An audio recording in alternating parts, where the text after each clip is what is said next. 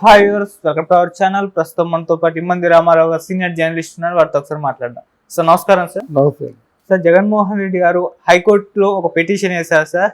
తనకు ప్రతిపక్ష హోదా కావాలి అని చెప్పేసి కూటమి ప్రభుత్వం ఇవ్వట్లేదు, స్పీకర్కి చెప్పి కనీసం ఇప్పించండి అని చెప్పేసి హైకోర్టుని అయితే కోరడం చూస్తున్నాం.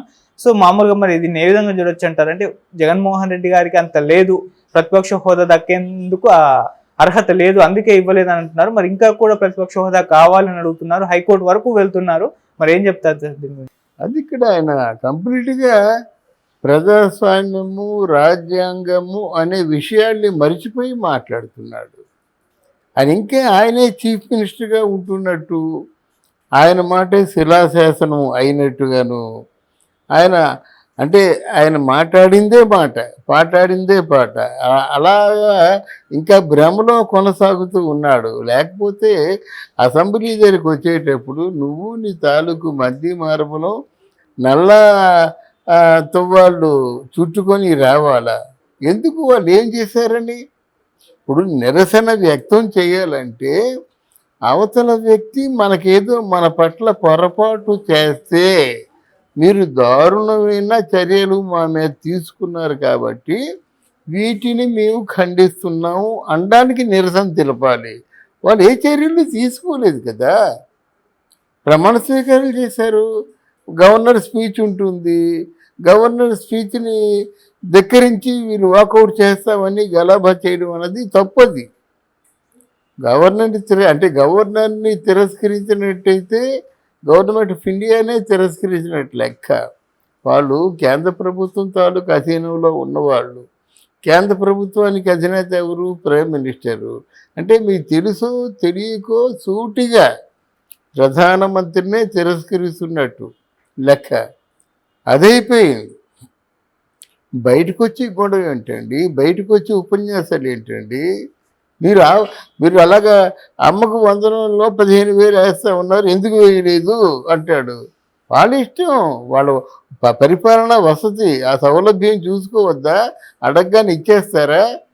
పేదవాళ్ళకి ముసలాళ్ళకి పెన్షన్లు అంటే అర్థం ఉంది, కానీ ఇవన్నీ వాళ్ళని కాపాడుకునే సంక్షేమ పథకాలు. ఆ పథకాలు బాటా రేట్లాగా అంతే ఉండాలని కానీ, లేదా ఇది ముహూర్తాలు నిర్ణయించినట్టుగా ఆ ముహూర్తానికి పెళ్లి జరిగినట్టుగా ఇదంతా పథకాలు ఇవ్వాలని ఎక్కడ లేదు.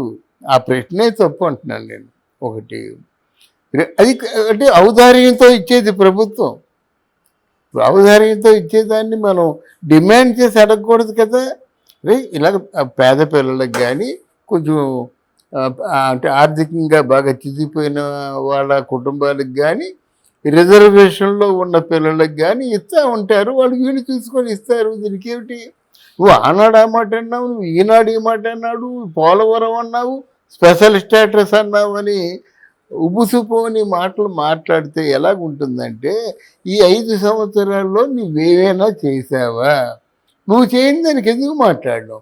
నువ్వెందుకు స్పెషల్ స్టేటస్ అడగలేదు?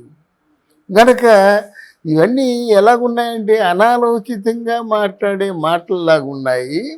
అందరికీ డబ్బులు ఏదో తలో కొంచెం ఇచ్చి రండ్రా నాతో నిలబడండి, మనం ప్రభుత్వాన్ని సాధిద్దాం అని ఏదో చెప్పి బలవంతంగా వాళ్ళ మీద దాడికి పురిగొల్పినట్టుగా ఉంది జగన్మోహన్ రెడ్డి తాలూకు ఆలోచనలన్నీ.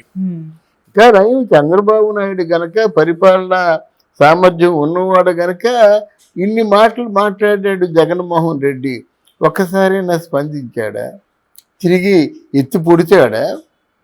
అది ప్రభుత్వం, అది పాలన, అది సంస్కారం. నువ్వేంటి ఎంతసేపు ఏదో ఈ ప్రభుత్వం వచ్చి ముంచేసినట్టుగా, రాష్ట్రం రావణ కాష్టం అయిపోయినట్టుగా, రాష్ట్రంలో విధ్వంసం పేటరేగిపోతున్నట్టుగా, ఇక మేము దీన్ని సమర్థనీయంగా ఎదుర్కోలేము. మహానుభావ, మీరే కేంద్రంలో పూనుకొని గవర్నర్ పరిపాలన విధించండి అని చెప్తున్నాడు ఈయన. అందువల్ల ఇది హైకోర్టుకి వెళ్ళినా సరే వాళ్ళు అడుగుతారు, నీకు రాజ్యాంగం తెలీదా? హైకోర్టులో ఎవరు ప్రతిపక్షాన్ని తీసుకోవాలో, ఎటువంటి సందర్భంలో తీసుకోవాలో వాళ్ళు బాగా చెప్తారు. వాళ్ళు మొట్టిగా లేచి చెప్తే కానీ ఇది బుద్ధి రాదన్నమాట. అసలు అసెంబ్లీకి పోట్లాడు కోసం వస్తున్నాడా, మాట్లాడడం కోసం వస్తున్నాడా అనేది కూడా ఆయన తెలుసుకోవాలి మేడం. సార్ ఇప్పుడు హైకోర్టు మరి ఇచ్చే ఛాన్స్ ఏమైనా కనిపిస్తున్నాయి, ఇవ్వకపోతే మళ్ళీ సుప్రీంకోర్టు వరకు వెళ్ళే అవకాశం ఏమన్నా ఉందా? అంటే జగన్మోహన్ రెడ్డి గారు అటు ప్రతిపక్ష హోదా కోసం పట్టు వదలకుండా ప్రయత్నించడం చూస్తున్నాం. ఆల్రెడీ లెటర్ రాశారు, లెటర్కు రెస్పాండ్ అవ్వలేదు, ఇవ్వలేదు కూడా, ఇవ్వము అని చెప్పేశారు. మళ్ళీ ఇప్పుడు ఏం చేస్తారు? మరి హైకోర్టు దాకా వెళ్ళారు, మరి సుప్రీంకోర్టు దాకా కూడా వెళ్తారంటారా? అసెంబ్లీలో స్పీకర్ ఎప్పుడైతే తిరస్కరించాడో అది చట్టరీత్యా, కాన్స్టిట్యూషన్ రీత్యా తిరస్కరించాడో హైకోర్టు కూడా తిరస్కరిస్తుంది, సుప్రీంకోర్టు కూడా తిరస్కరిస్తుంది. ఈ నామ్స్ అన్నీ ఏర్పాటు చేసింది వాళ్ళే కదండి.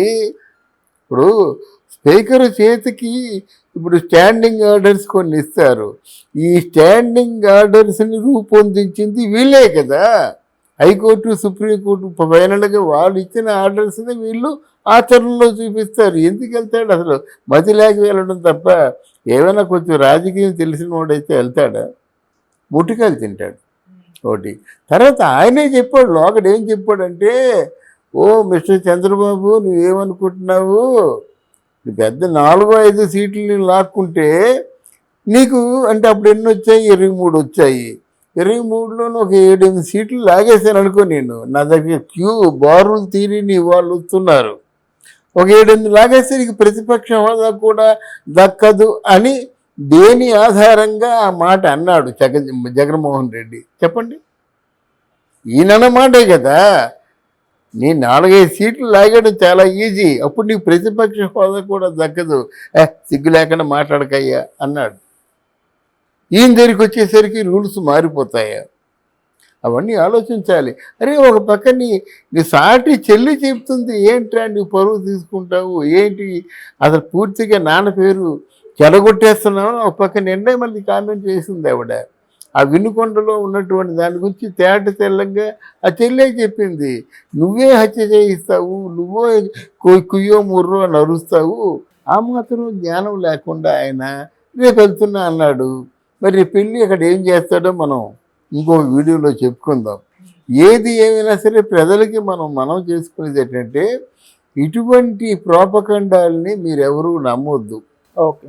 ఎవరైతే కార్యాచరణలో చూపిస్తారే, అంటే ఎవరైతే కార్యాచరణలో చూపిస్తారో వాళ్ళ మాటలు మీరు నమ్మండి. అంటే ఏమిటి? ప్రోగ్రెస్ ఇన్ ప్రాక్టీస్, అది నమ్మండి అని మనం చేసుకుంటూ సెలవు తీసుకుంటున్నాం. Right sir, thank you so much sir. Thank you అమ్మా.